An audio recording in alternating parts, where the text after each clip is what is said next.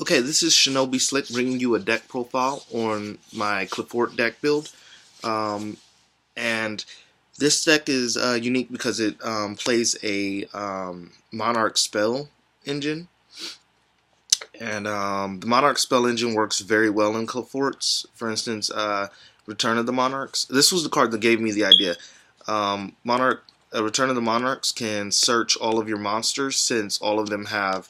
Let me get out another monster so you have the example. They all have 2,800 attack and 2,400 attack, and they all have 1,000 defense. And the Return of the Monarchs can search all that. So those of you that didn't know, that's what helps tie this deck together. It gives the deck a lot of speed compared to not playing them, and I like it. So as you can see with the lose one turns and the Monarch spell cards, we mostly this deck mostly is going to revolve around normal summoning. Excuse me. Excuse me, throat was really dry. Okay, so this deck is going to mostly revolve around normal summoning. And your stealth can bounce the Return of the Monarch, so the restriction of not being able to summon to your extra deck, you can use stealth plays to bounce it and allow you to pendulum summon when you want to go off and get a bunch of monsters to the field. So, without further ado, I shall get into the deck profile. So, to start off, we have stealth. I just kind of explained him, he's able to bounce any card on the field, including your own cards. You can bounce Scout, get an additional search, or bounce the Return of Monarchs and allow you to go to your extra deck for pendulum summoning. Qliphort Shell, he's able to swing twice with piercing damage when you tribute summon a Qli for him. So, and he's a 28 beater, so that's pretty cool. I like him. He does that better than some of the like he has 2,800 attack, so he has higher attack than Gaia Dragon, and he can swing twice, and not need to swing on a monster, which is better than some of the other Xyzs to do that. So yeah, so he's like Blade Armor Ninja's attack. He could just attack twice, and he's got the 2,800 attack with a piercing. So this always been one of my favorites. Carrier, he's able to compulse one of your opponent's monsters when he's tributed. Helix, he can pop one of your opponent's back row. 2 Monolith, these are really good.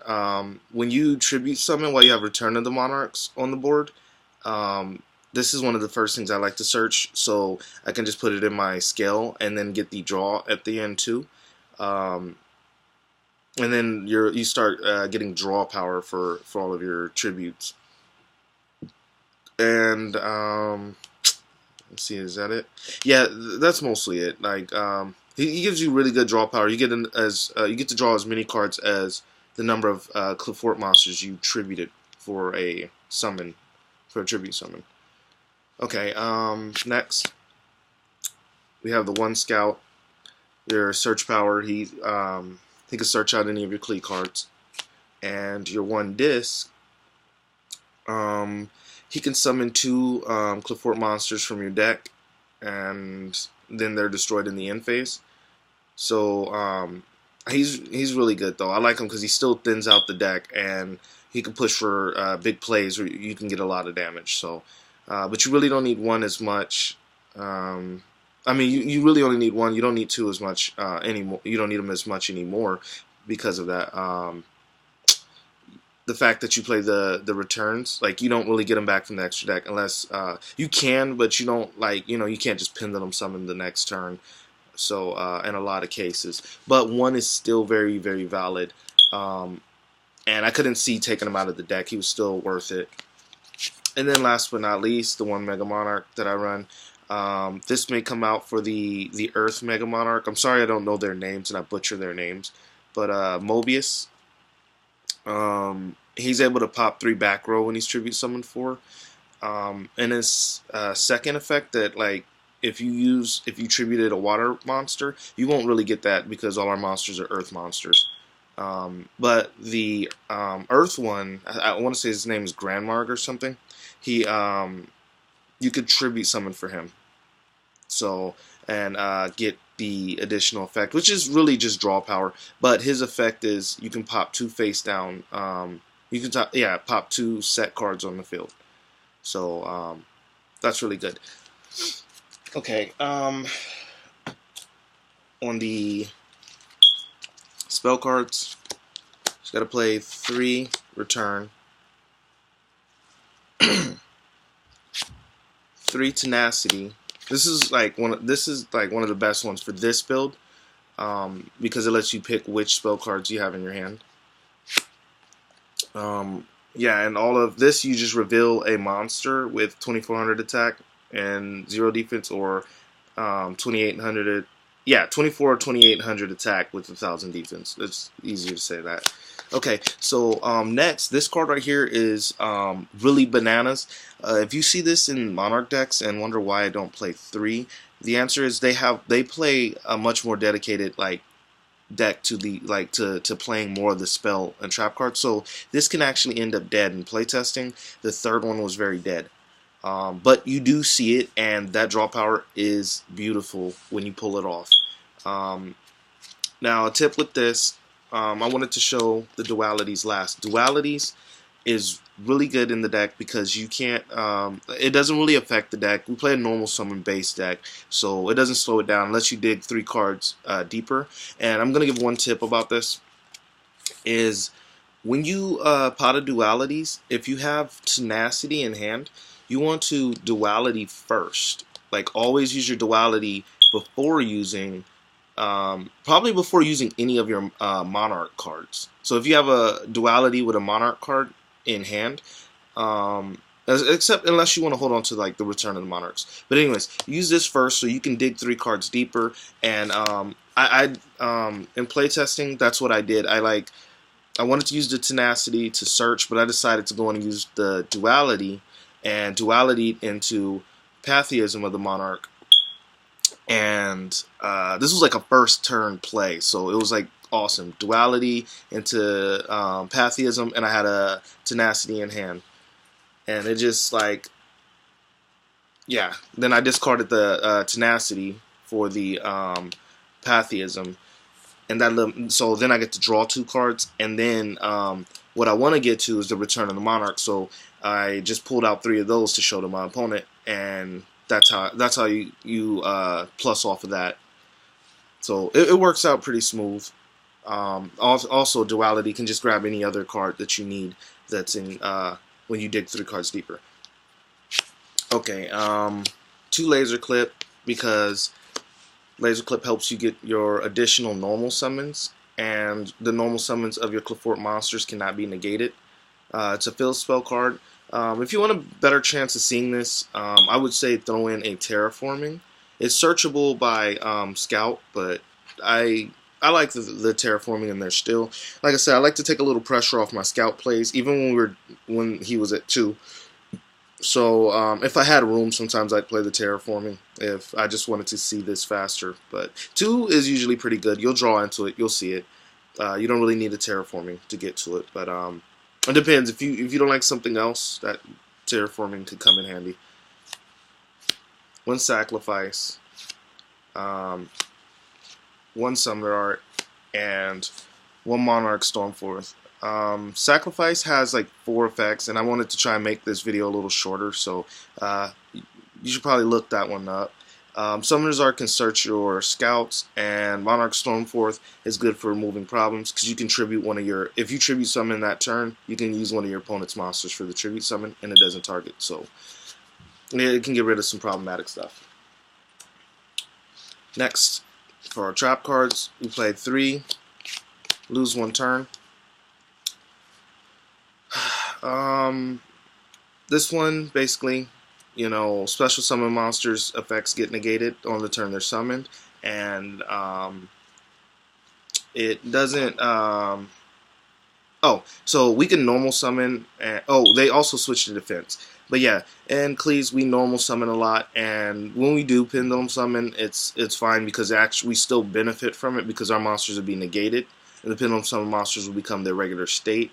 And if you don't know, Qliphort monsters, when you normal summon, they become, if you normal summon them without tribute or pendulum summon them, they become level 4 monsters with 1800 attack, which is still very big and still good, but you know, negating their effects really, like, you know, gives you a quick access to a really big monster.